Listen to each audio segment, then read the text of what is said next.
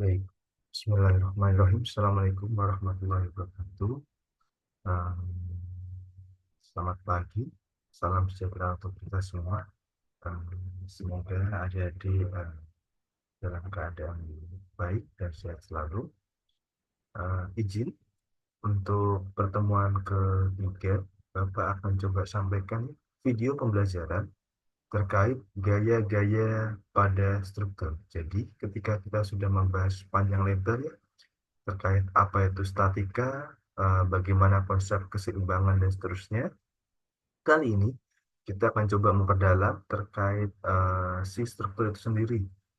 Apa itu struktur, bagaimana sistemnya, dan seperti apa gaya-gaya yang bekerja pada suatu sistem struktur.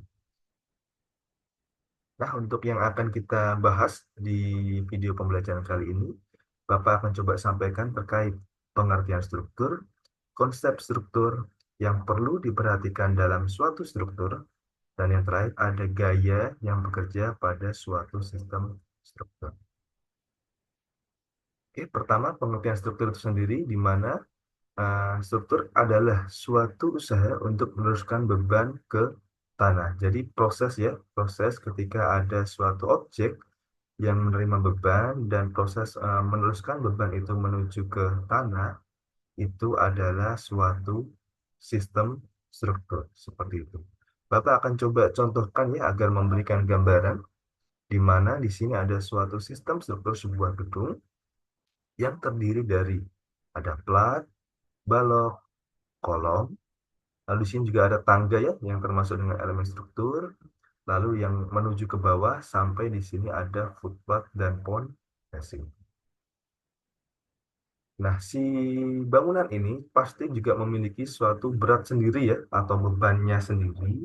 Maka beban itu akan tersalurkan dari si lantai menuju kolom, terus ke bawah menuju kolom, sampai menuju ke footpath hingga ke pondasi hingga menuju ke tanah. Jadi proses penyaluran ini adalah pengertian dari struktur itu sendiri. Contoh kedua, di mana ada mungkin di gedung itu suatu aktivitas ya. Jadi ketika ada suatu aktivitas, maka ada suatu beban yang akan timbul.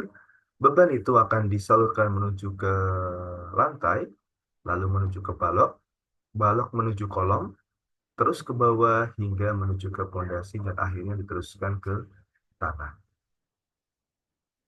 Nah, beban itu sendiri tidak melulu hanya dari dalam suatu sistem itu sendiri. Bisa dari luar ya, di mana di sini ada suatu burung, Bapak contohkan. Burung ini menabrak si gedung, lalu akan timbul gaya dorongan ya, yang akan juga akan diteruskan dari balok atau footpathnya sendiri menuju ke kolom, menerus ke bawah hingga menuju ke tanah. Nah, ini contoh kedua ya, yang Bapak coba beri contoh yang lebih dekat di dunia adik-adik di disiplin ilmu mesin, di mana di sini Bapak memiliki sebuah kren ya, kren dan kren ini sedang mengangkat suatu beban dengan massa tertentu. Jika ada massa, maka akan timbul beban ya, karena gravitasi, dia akan menuju ke bawah. Struktur sendiri akan bekerja di mana ketika ada berat, dia akan tersalurkan dari si tali, lalu atau seling ya, menuju ke katrol, katrol menuju ke lengan boom, menuju ke bodi mesin, teruskan ke ban mesin, hingga menuju ke tangan. Jadi kurang lebih seperti itu untuk pengertian dari si struktur itu sendiri. Nah, untuk konsep-konsep dari si struktur, yang pertama Bapak akan coba kenalkan, di sini ada konsep jika beban lebih besar, maka kita memerlukan suatu struktur yang lebih kuat. Sederhana ya, di mana di sini Bapak kembali memiliki suatu kren, dan kren ini memiliki kapasitas angkat di 20 ton. Dan di sini akan ada benda yang akan coba diangkat, yaitu sebuah IBF girder ya, di mana ini yang merupakan biasa akan dipasang di struktur jembatan dengan massa di 30 ton. Karena kapasitas angkatnya tidak kuat, maka kita akan menggunakan konsep struktur yang pertama, di mana jika beban lebih besar, maka kita memerlukan suatu struktur yang lebih kuat. Maka di sini, ketika diangkat, tidak akan terangkat ya, karena kapasitas angkat krennya tidak memenuhi 30 ton. Maka di sini Bapak akan coba menambah kapasitas angkat suatu kren dengan menggantinya ke kren yang lebih berat ya. Kapasitas angkatnya di 60 ton. Jika sudah diganti dengan yang lebih kuat, maka si beban itu akan terangkat. Next, konsep kedua ada di jika ingin lebih aman, maka diperlukan lebih banyak struktur. Di mana IWF girdernya di sini Bapak akan coba sambung ya dengan suatu plat besi yang dibaut dengan kapasitas total jadi beratnya di 60 ton. Maka di sini sebenarnya Bapak memiliki suatu kren ya dengan kapasitas angkat 75 ton ya. Namun aktual di lapangannya karena kita mempertimbangkan safety factor, biasanya kren hanya berani mengangkat setengah dari kapasitasnya. Jadi kalau 75 mungkin maksimalnya hanya di 40 ton.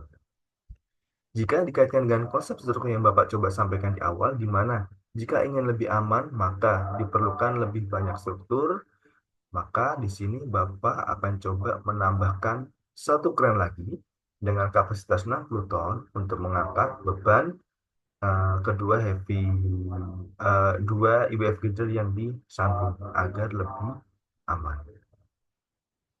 Kita akan coba ditarik, maka si beban ini akan terangkat dan secara keamanan dia akan lebih aman seperti itu. Selanjutnya ada jika bahannya lebih kuat, maka elemen strukturnya bisa lebih kecil. Di mana di sini Bapak memiliki struktur portal ya yang terdiri dari kolom, dan balok yang Bapak coba desain menggunakan beton adik-adik ya. Dan di atasnya di sini ada suatu kren dengan bobot di 75 ton. Jika dikaitkan dengan konsep tutorial yang Bapak coba sampaikan, di mana jika bahannya lebih kuat, maka elemen strukturnya bisa lebih diperkecil.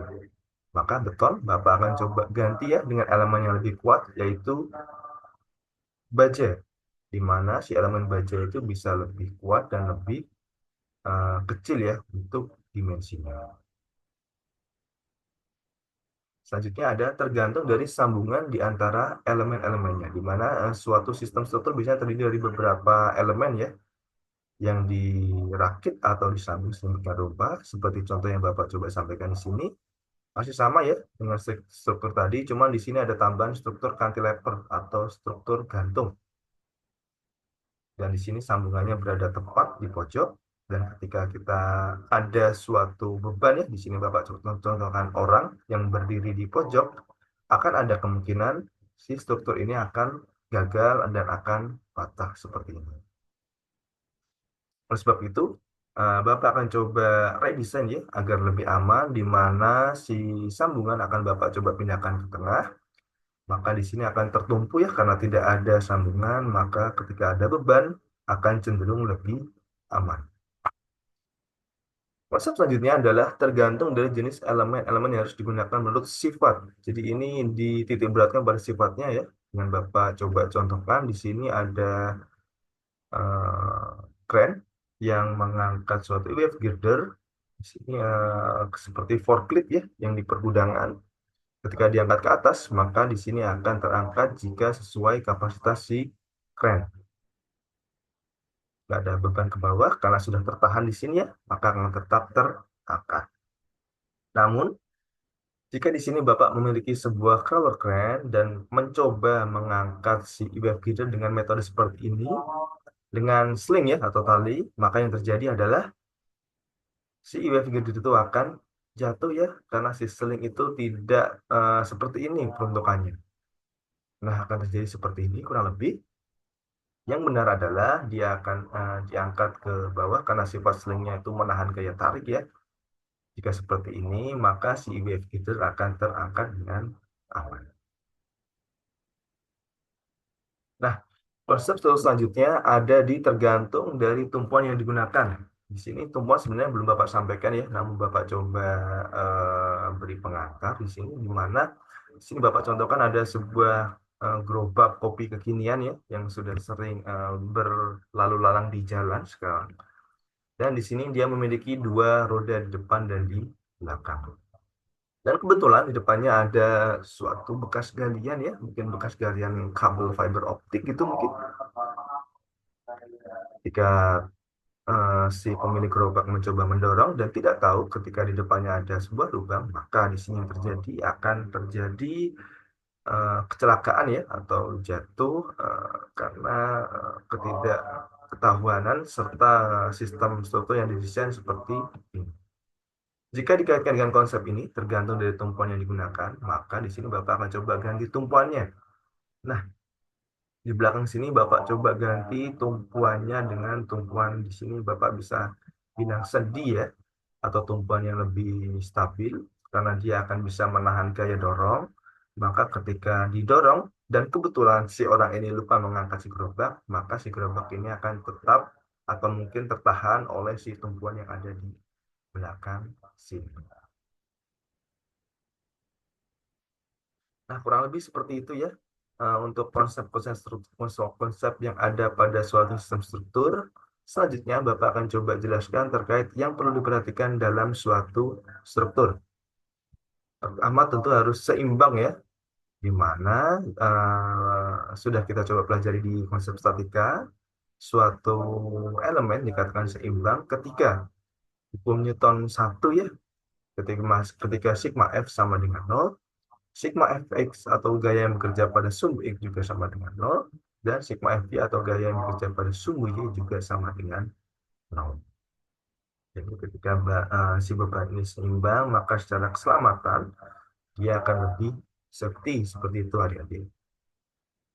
Dan seimbang juga harus stabil ya, di mana sistem harus didesain secara stabil, mempertimbangkan material dan kekuatan si material itu sendiri.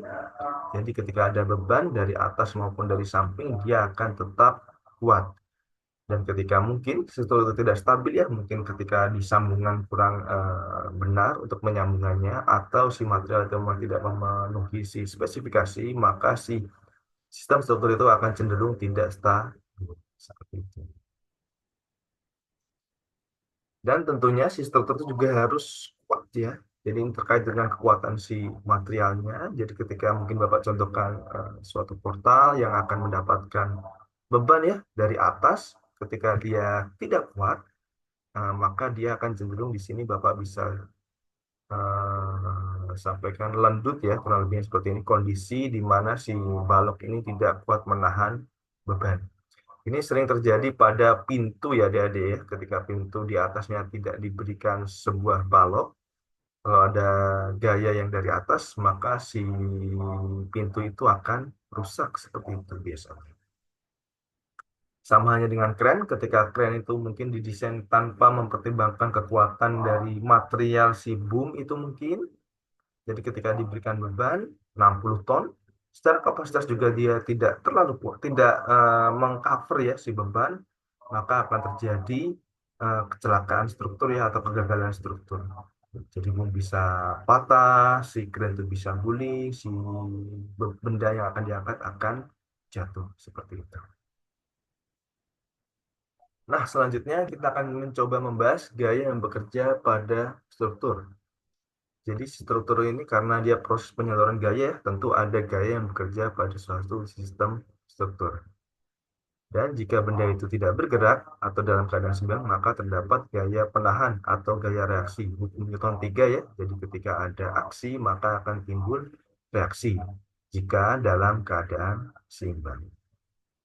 Contohnya, ketika ada suatu orang yang mencoba menekan sebuah batang kayu, orang A ya, menekan ke kiri, maka orang yang kedua akan menekan ke arah kanan. Karena di sini ada aksi dari orang pertama dan akan timbul reaksi dari orang kedua. Dan benda ini bisa dikatakan seimbang ya jika seperti ini kondisinya. Selain gaya tekan juga ada gaya tarik.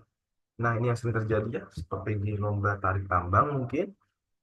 Jika orang pertama menarik atau aksi menuju ke kanan, Maka orang kedua akan mencoba, tidak mau kalah ya, coba memberikan gaya reaksi menuju kiri. Dan di sini yang akan terjadi adalah sebuah gaya tarik pada seutas tali seperti itu. Selain gaya tekan dan tarik, si benda itu juga bisa berputar ya. Hal ini bisa disebut dengan momen yang merupakan hasil perkalian dari gaya dan jarak dari jarak dari titik gaya menuju ke pusat putaran. Di sini Bapak bisa sampaikan rumusnya di M atau momen sama dengan F atau gaya dikalikan D, yaitu titik gaya menuju titik pusat putaran. Nah, di sini Bapak memiliki sebuah kunci ya yang akan memutar sebuah baut, di mana di sini arah putarnya menuju ke kanan searah jarum jam. Di sini ada D ya, dan di sini Bapak berikan gaya tepat di ujung si kunci, itu F, dan jarak titik gaya menuju ke titik pusat putar adalah si D. Seperti ini ya penggambaran aplikasi rumus pada keadaan sesungguhnya di lapangan. Dan jika Bapak geser titik gaya menuju ke tengah, maka agar tetap bisa memutar si baut, akan harus ada dua kali gaya yang harus Bapak tambahkan ya. Jadi sini sesuai dengan di lapangan, ketika kita akan membuka baut mungkin, ketika kita memberikan gaya di pojok akan lebih ringan daripada kita akan memberikan gayanya di tengah-tengah si kunci. Seperti itu. Ya, mungkin untuk video pembelajaran kali ini cukup sekian. Bapak berterima kasih atas atensi yang sudah ada diberikan. Semua materi sudah Bapak share di GCR. Coba dicek, di situ juga ada tugas yang harus dikerjakan. Dan dipersiapkan untuk minggu berikutnya, Bapak akan mencoba menyampaikan terkait tumpuan, jenis-jenis tumbuhan seperti apa, dan akan ada reaksi dari suatu gaya yang harus adik-adik hitung. Izin, mungkin itu cukup sekian. Bapak berterima kasih sekali lagi. Bila taufiq walhidayah. Assalamualaikum warahmatullahi wabarakatuh.